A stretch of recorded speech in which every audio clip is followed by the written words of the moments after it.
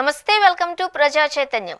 సినీ నటుడు రచయిత పోసాని కృష్ణమురళి కేసులో దర్యాప్తు అధికారికి ఏపీ హైకోర్టు చివాట్లు పెట్టింది. టీటీడీ చైర్మన్ బిఆర్ నాయుడిపై సోషల్ మీడియాలో అభ్యంతరకర పోస్టులు పెట్టారు అనే కారణంతో సూళ్లూరుపేటలో కేసు నమోదైంది. ఈ కేసులో పోసానిని విచారణ నిమిత్తం రావాలి అని దర్యాప్తు అధికారి అయిన సిఐ మురళీకృష్ణ పిలిచారు. తనపై సూళ్లూరుపేటలో నమోదు చేసిన కేసు కొట్టివేయాలని కోరుతూ పోసాని ఏపీ హైకోర్టును ఆశ్రయించారు. విచారణలో భాగంగా దర్యాప్తు అధికారి అయిన సిఐపై న్యాయస్థానం తీవ్ర ఆగ్రహం వ్యక్తం చేసింది.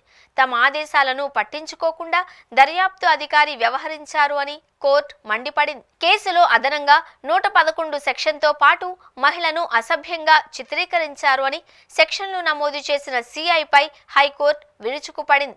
ఈ సెక్షన్లు ఎలా వర్తిస్తాయని సిఐను హైకోర్టు ప్రశ్నించింది. దర్యాప్తు అధికారికి ఫామ్ 1 నోటీసు జారీ చేయడం గమనార్హం. కేసుపై తదుపరి ఉత్తర్వులు ఇచ్చే వరకు ముందుకు వెళ్లొద్దు అని కోర్టు ఆదేశించింది. రిప్లై కౌంటర్ దాఖలు చేయాలి అని పోలీసులను న్యాయస్థానం ఆదేశించడం గమనార్హం. ఇదిలా ఉండగా పోలీసులు ఎంత గొప్పగా పనిచేస్తున్నారో ఏపీ హైకోర్టు ఆగ్రహమే నిదర్శనం. నిబంధనలకు విరుద్ధంగా వ్యవహరించే పోలీసులను బట్టలోడదీసి నిలబెడతాను అని జగన్ అంటే, అధికార పక్షానికి చెందిన నాయకులు, పోలీసు సంఘాల నేతలు మూకుమ్మడిగా రాజకీయ దాడికి దిగారు. ఇప్పుడు న్యాయస్థానమే దర్యాప్తు అధికారిపై మండిపడింది.